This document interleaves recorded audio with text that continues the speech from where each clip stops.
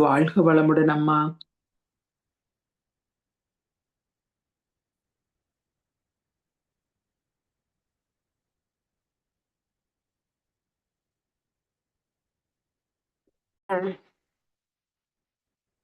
வாழ்க வையகம், வாழ்க வையகம், வாழ்க வளமுடன்.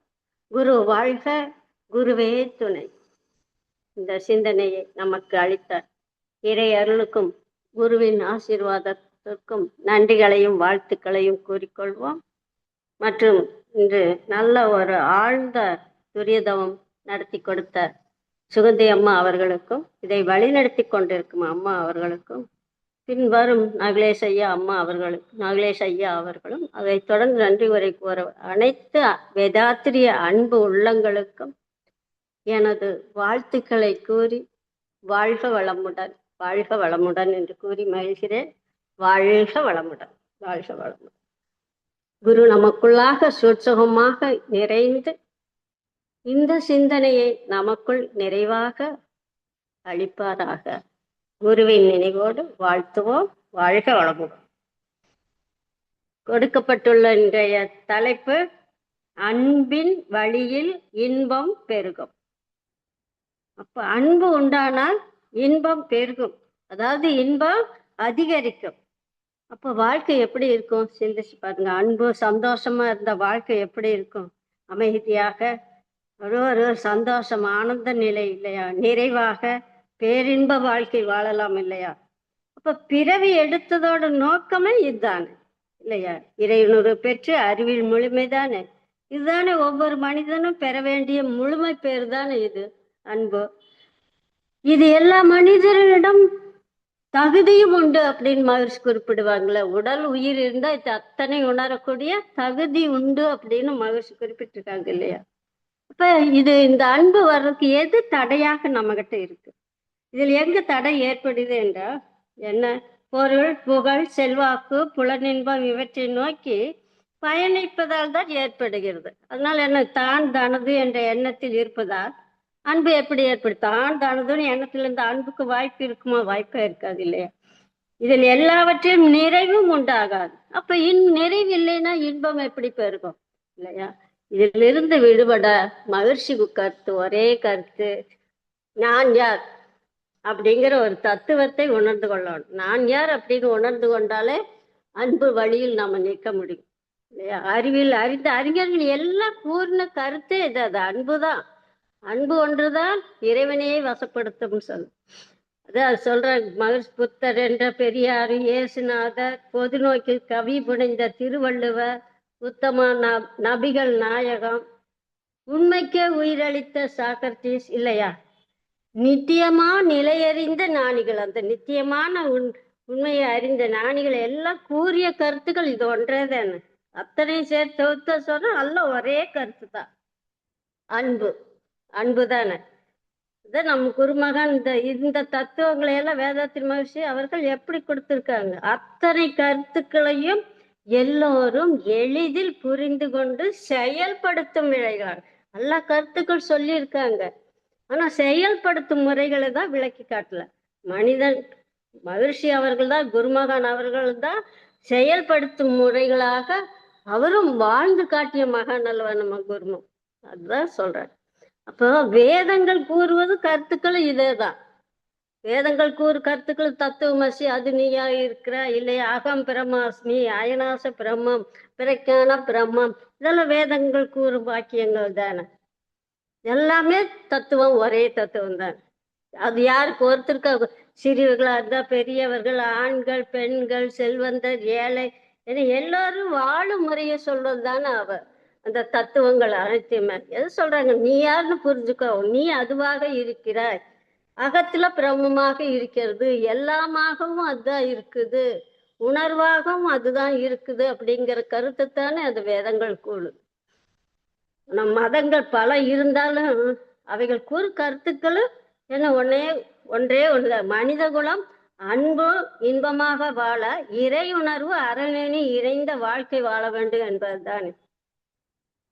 இதற்கு அடிப்படையாகத்தான் முதலில் ஞானார் என்ற தத்துவத்தை உணர்ந்து கொள்ள வேண்டும் தான் நம் குருமகான் நமக்கு ஆக்கின தவத்தையே முதல்ல கொடுத்து உணர்த்தது அதுதானே. நான் யார், உயிர் அப்படிங்கிற உணரக்கூடிய ஒரு தவநிலையை நமக்கு குருமகன் கொடுத்திருக்காங்க இல்லையா.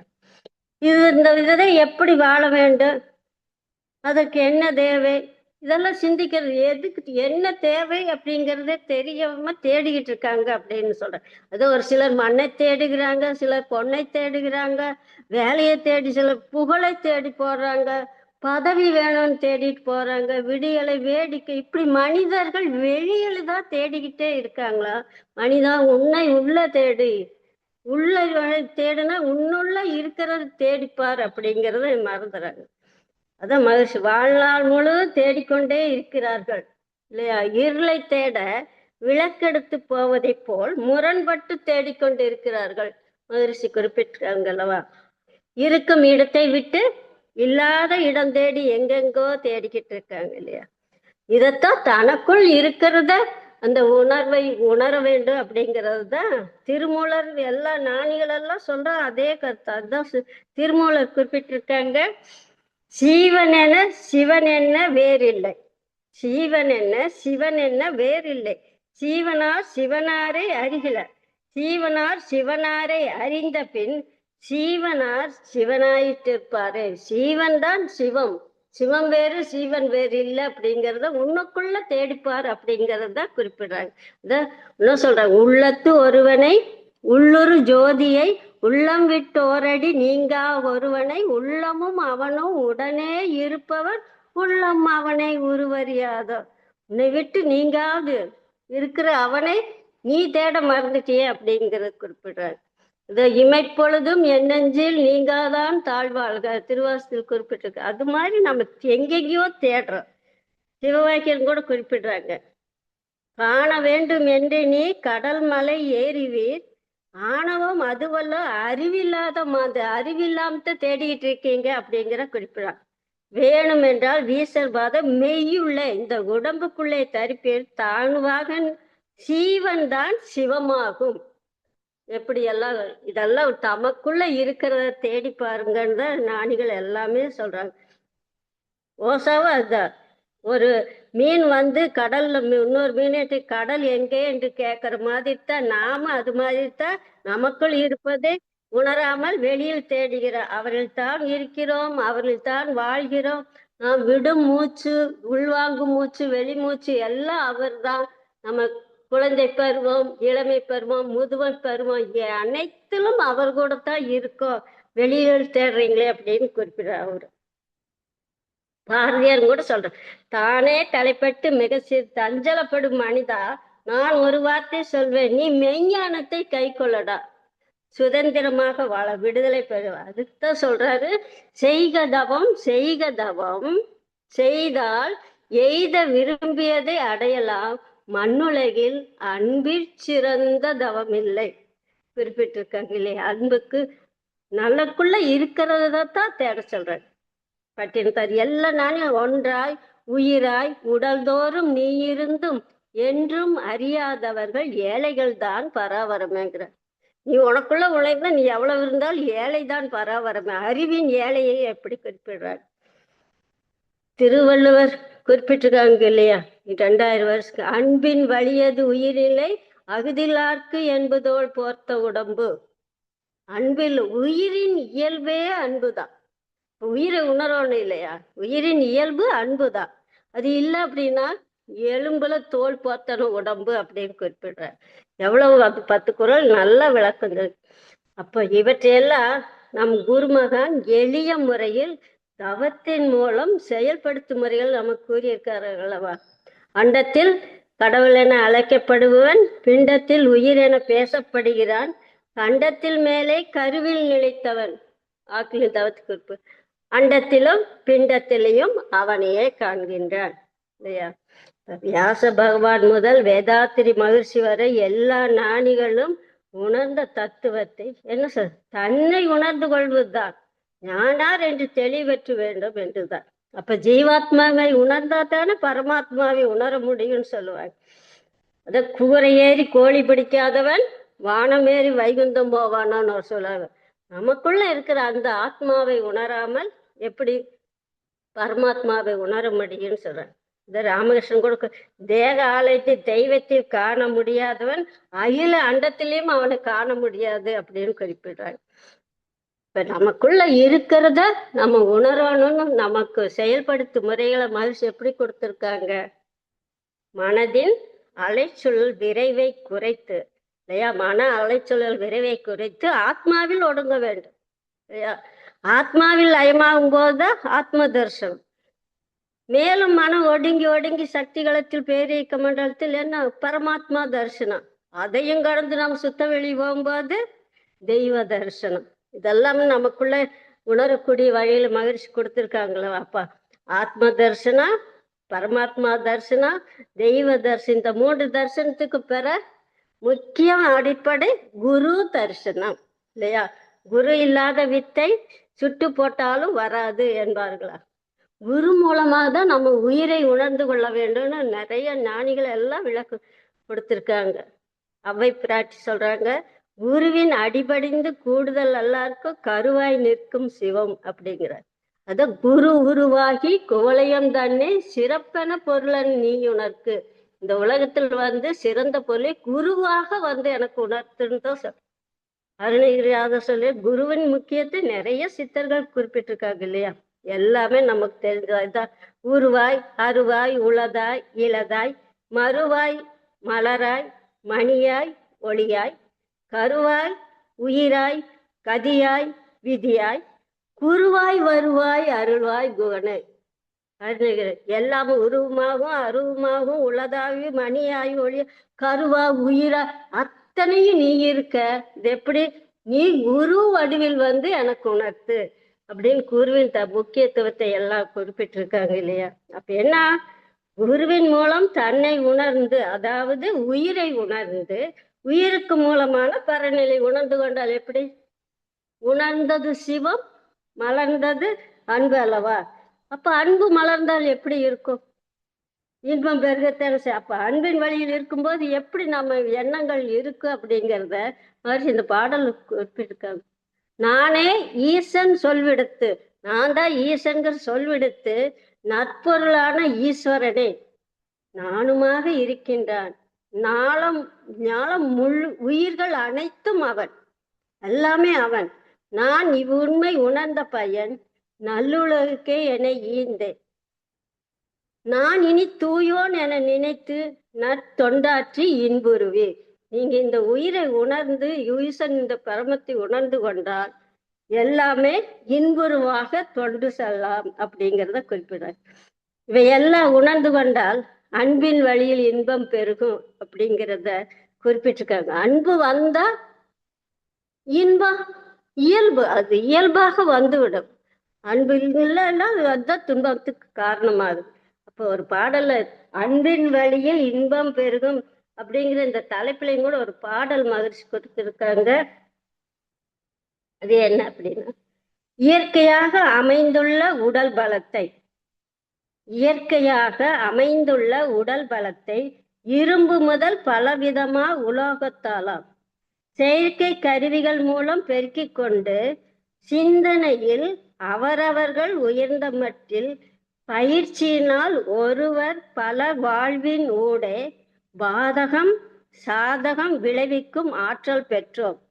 முயற்சியோடு மனித இனம் ஒன்றாய் என்றும், முயற்சியோடு மனித இனம் ஒன்றாய் என்றும் முறையுடனே வாழ அன்பின் வழியில் நிற்போம் அப்படிங்கிறத இந்த பாடல்ல குறிப்பிட்டிருக்காங்க. என்ன அப்படின்னா, இயற்கை என்ற பேராற்றுகள் நம்ம உடம்பு எவ்வளவு கோடிக்கணக்கான ஆண்டுகளாக மிகவும் நுட்பத்தோடு உடல் அமைப்பை வடிவமைத்து நமக்கு கொடுத்துருக்காங்களே. உடல் உறுப்புகள் எல்லாம் எந்தெந்த இடத்துல எது எது வைக்கும் அப்படின்னு எவ்வளவு அறிவாக ஆற்றலாக நம்மளுக்கு கொடுத்துருக்காங்க. இவற்றையெல்லாம் மனித குலம் என்ன எண்ணி பார்க்காமல் தனக்கு சாதகமாகவும் பிறருக்கு பாதகமாகவும் செயல் செய்கின்ற அல்லவா. இப்பொழுது கூட நினைச்சு பாருங்க, ஒவ்வொரு இன்னொரு நாட்டோட இப்ப கூட சண்டை நடந்துகிட்டு தானே இருக்கு, இல்லையா. ஒரு நாடு தனக்கு சாதகமாக இன்னொரு நாட்டுக்கு பாதகமாகவும் செயல்தான் இந்த போர் இப்பொழுதும் நடந்துகிட்டு தானே இருக்கு. உயிரின் மதிப்பு தெரியவில்லை இல்லையா? எவ்வளவு குடும்பங்கள் பாதிச்சுக்கு அந்த உயிர்கள் படும் துன்பங்கள் விவரிக்க முடியுமா? இயற்கையை கொடுத்த உலோகங்களை மனித குலத்திற்கு பயன்படுத்த வேண்டும் இல்லையா? அதாவது தீமை இல்லாத நன்மை தரும் வகையில் பயன்படுத்த வேண்டும். இதற்கு பதிலாகத்தான் மகிழ்ச்சி இப்படி விஞ்ஞானத்தால் இவ்வளவு துன்பம் வருது அப்படிங்கிற இதுல சொல்றாங்க. ஆறறிவின் ஆரம்ப நிலையில் இன்றி அனுபவித்தாய், அனுபவத்தின் பயனை உணர்ந்தாய், பேரறிவை பெற வேண்டிய பெருத்த வேகம் இல்ல பெரிதென்று விஞ்ஞான துறையில் இட்டாய், யாரெறிந்த ஒன்றும் இதில் என்ன ஞான கர்ம இந்திரியங்களுக்கு உபகருவிகள் ஆச்சு விஞ்ஞானத்தால. ஊரறிந்தாய் உலகறிந்தாய் உன்னை யார் என்று ஒன்று மற்றும் அறியவில்லை விஞ்ஞானத்தால்.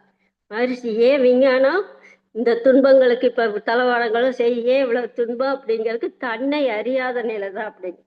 இப்ப நம் வாழ்க்கையின் பயணம் என்ன? மகிழ்ச்சி அறிவை நோக்கிய பயணம் தானே. இயற்கையின் அறிவின் வளர்ச்சி எப்படி இருக்கு நமக்கெல்லாம் தெரிஞ்சதுதான். எவ்வளவு ஓரறிவு, 2 அறிவு, 3 அறிவு, 4 அறிவு, 5 அறிவு, 6 அறிவு இல்லையா? இந்த அறிவு தானே எல்லாவற்றையும் அறிந்து சிந்திச்சு செயல்படுத்தக்கூடிய அறிவு தானே 6வது அறிவு. அதான பேரறிவை நோக்கிய பயணிக்க வேண்டிய அறிவு தானே அது. இது ஏன் பயணிக்கல?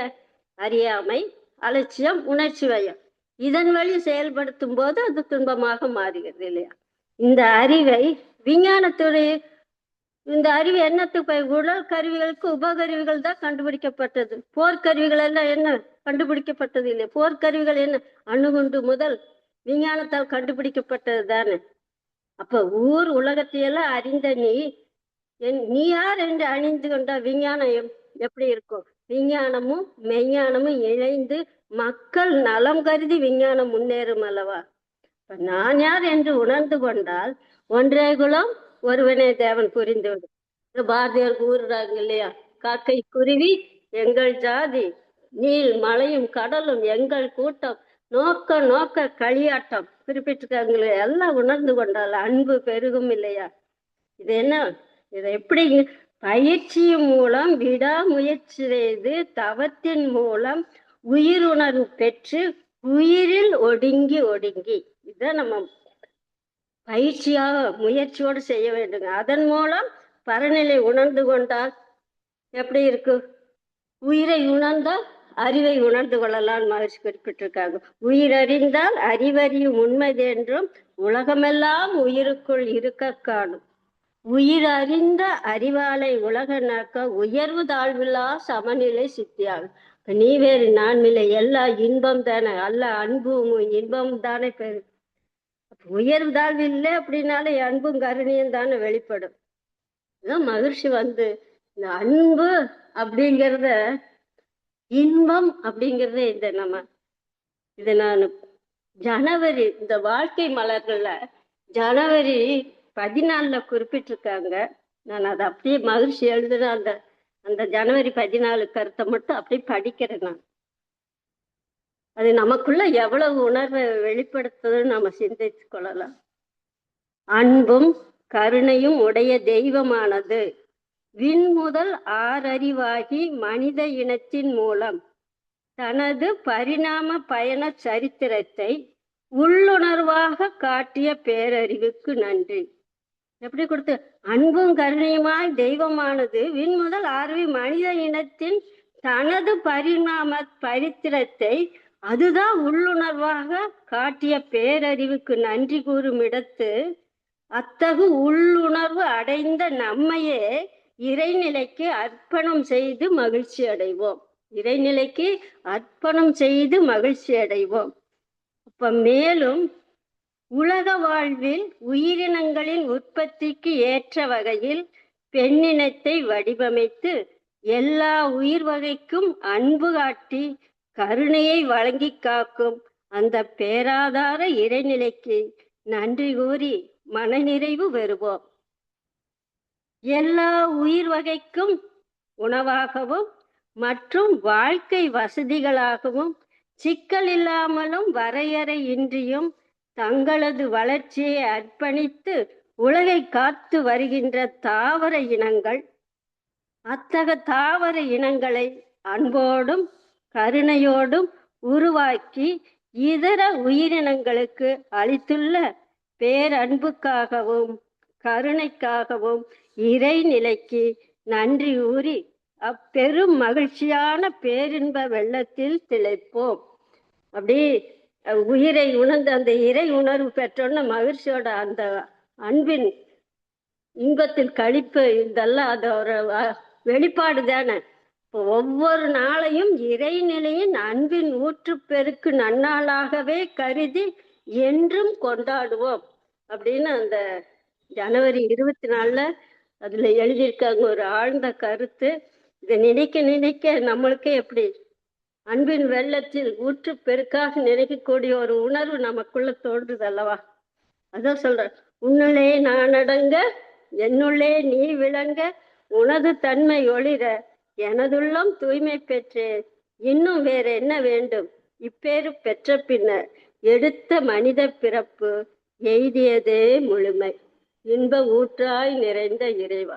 இல்லையா, இதெல்லாம் மகிழ்ச்சி எவ்வளவு ஊற்று பெருக்கு. இதெல்லாம் நினைக்கும் போது நம்மகிட்ட அன்பு இயல்பாகவும் இன்பம் தனியா தேட வேண்டிய அதுவாகவே நமக்குள்ள இன்ப பெருக்காக ஊற்றெடுக்கும்னு மகிழ்ச்சி கொடுத்துருக்காங்க இல்லையா.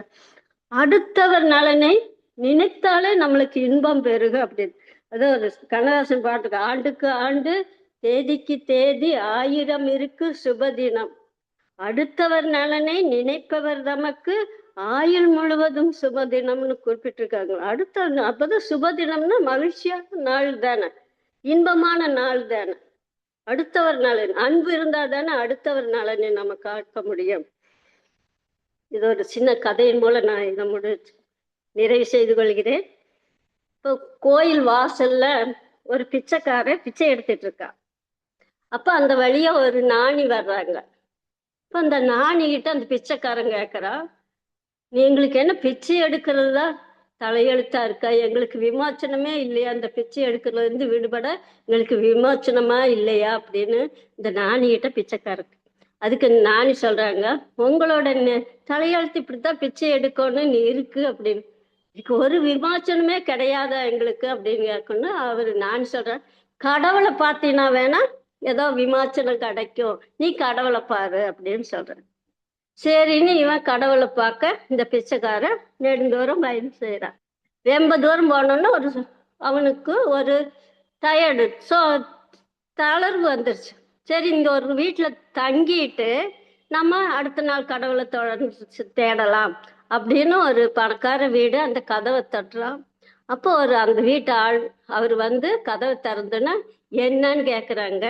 அவரு, நான் இப்படி என்ன பிச்சைக்காரன், நான் கடவுளை தேட போறேன், கடவுள்கிட்ட வரமாங்க போறேன் அப்படின்னு சொல்றேன். அப்ப அந்த வீட்டுல அவரு சொல்றாரு பணக்காரரு, என் மகள் பிறந்ததிலிருந்து ஊமையா இருக்கா, எப்ப பேசுவான்னு கடவுள்கிட்ட கேட்டுட்டு வர்றையா. சரிங்க அப்படின்னு சொல்லிட்டு சரி நைட்டு தங்கிட்டு காலையில் எழுந்திரிச்சு போறா. கொஞ்ச தூரம் போனோடனே ஒரு பெரிய மலை, அந்த மலையை கடந்துதான் அந்த பக்கம் போகணும். அங்க ஒரு மந்திரவாதி இருக்கான். அந்த மந்திரவாதிகிட்ட எனக்கு இந்த மலையை கடக்கணும், நான் கடவுளை பார்க்க போறேன் அப்படி.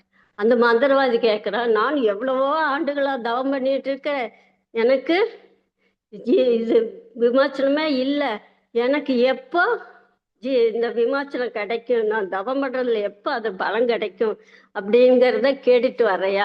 சரி அப்படின்னு சொல்லிட்டு அவன் மலை கடக்க மந்திரவாதி உதவி செய்யறா. போகும் அங்க ஒரு பெரிய ஆறு, அதை கடந்து அந்த பக்கம் போகணும். அப்ப அங்க ஒரு ஆமை இருக்கு.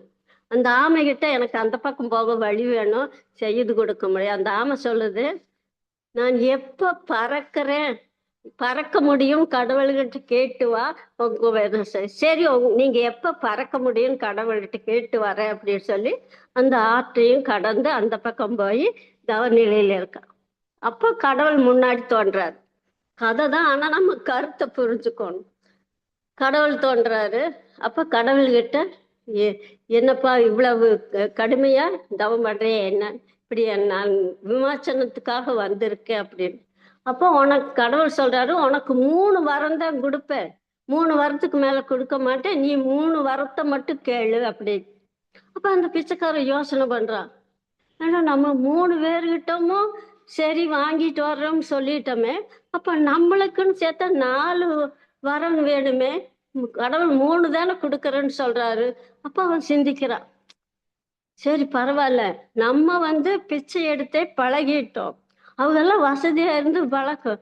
அவங்க நல்லா இருக்கட்டுமே, நம்ம தான் பச்சை எடுக்கிறது பழக்கமாயிருச்சே அப்படின்னு சொல்லி அவங்க 3 பேர்த்துக்கு மட்டும் வரம் வாங்கிட்டு வர்றான். ஃபர்ஸ்ட் வந்தோடனே இந்த ஆத்துக்கிட்ட வந்தோடனே ஆமை கேக்குது, நான் பறக்கிறதுக்கு வழி கேட்டுட்டு வந்தையா அப்படின்னு சொல்லு. சரி கேட்டது, என்ன செய்யணும், உன்னோட ரெக்கை மோடெல்லாம் பிச்சு போட்டுட்டீன்னா நீ பறந்து போலாம் அப்படின்னு கடவுள் சொன்ன. அது இந்த ஓடெல்லாம் பிச்சு போட்டோன்னு என்ன ஆகுதுன்னா அதுக்குள்ள வைடூரியம் எல்லாம் இருந்து அதெல்லாம் கீழே கொட்டுச்சு. அப்படி அது பறந்து போச்சு. அப்ப இவன் அட இவ்வளவு இருக்கு நமக்கு தேவைப்படுன்னு அதை எடுத்துக்கிட்டு இங்கே வர்ற மலைக்கு. அப்ப மந்திரவாதி கேட்கிறாரு, மந்திரவாதி நான் எப்ப எனக்கு விமோச்சனம் அந்த ஜீவ நிலை அடைய முடியும் அப்படின்னு. நீ இந்த மந்திரக்கோலை தூக்கி போட்டீங்கன்னா நீ அந்த நிலையை அடையலாம். அப்புறம் மந்திரக்கோலை தூக்கி போட்டா அவனும் விமோச்சனம் அடைஞ்சான். அப்போ இங்க பணக்கார வீட்டுக்கு வர்றான். அப்ப அந்த பணக்காரர் கேட்கிறாரு, என் பொண்ணு எப்ப பேசுன்னு கடவுள் சொன்னாரா? அந்த பொண்ணு எப்ப அவளுக்கு மனதில் பிடித்தவரை பார்க்கும்போது அந்த பெண்ணுக்கு பேச்சு வரும் அப்படின்னு சொல்லி முடிக்கிறா. அந்த பொண்ணு மேலிருந்து கீழே வரும்போது, அப்பா நேத்து இவங்க தானே நம்ம வீட்டுல படுத்திருந்துட்டு போனவங்க அப்படின்னு பேசிட்டு இறங்கி வர. அப்போ பேச்சு வரம் வாங்கி கொடுத்தவருக்கே தன்னுடைய பொண்ணையும் வரம் கொடுத்து கல்யாணம் பண்ணி சந்தோஷமாக இருந்தாங்க அப்படிங்கிறது கதையோட முடிவு. ஆனா இந்த கதையில நாம தெரிஞ்சு கொள்றது என்ன அப்படின்னு, பிறர் நலத்தை காக்கும் போது நமக்கு இன்பங்கிறது தானாக வரும். இப்போ ஏன்னா அவன் பணக்காரன், நமக்கு இதுதான் கர்மா, அந்த கர்மாவை அனுபவிக்கலாம் அப்படிங்கிற எண்ணத்தில் இருந்ததுனால அவனுக்கு விமோசனம் கிடைச்சது. இந்த மந்திரவாதி ஈகோ, மந்திரத்தை வச்சுக்கிட்டு ஈகோ இருந்ததுனால அவனுக்கு விமோசனம் கிடைக்கல.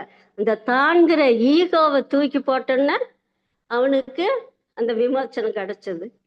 இந்த ஆமை ஓட்டையெல்லாம் தூக்கி போட்டதுன்னு சொல்ல, நம்ம கருமையத்தை தூய்மை செய்து கொண்டால், நம்மளுடைய கருமையத்தை தூய்மை செய்து கொண்டால் இறை உணர்வு நமக்குள்ள பெருகும், அன்பின் வழி நிற்போம், இன்பத்தை அனுபவிக்கலாம்.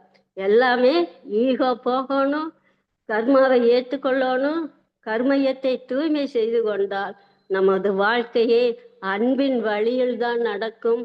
அப்ப இன்பத்திழைத்து வாழ்வோம். அதற்கு குரு நமக்கு என்றென்றும் துணையிருந்து வழி நடத்தட்டும் என்று கூறி இந்த வாய்ப்பை நல்கிய அனைத்து நிலை ஆசிரியர்களுக்கும், நம்ம எல்லாம் வழிநடத்தி கொண்டிருக்கும் பேராசிரியர் பெருமக்கள் அனைவருக்கும், இதை நேரம் செவிமடித்து கேட்டுக்கொண்டிருந்த வேதாத்திரி அன்பு உள்ளங்கள் அனைவருக்கும் என்னுடைய நன்றிகளை கூறி நிறைவு செய்து கொள்கிறேன். வாழ்க வளமுடன். நன்றிகளம்மா. வாழ்க வளமுடன்.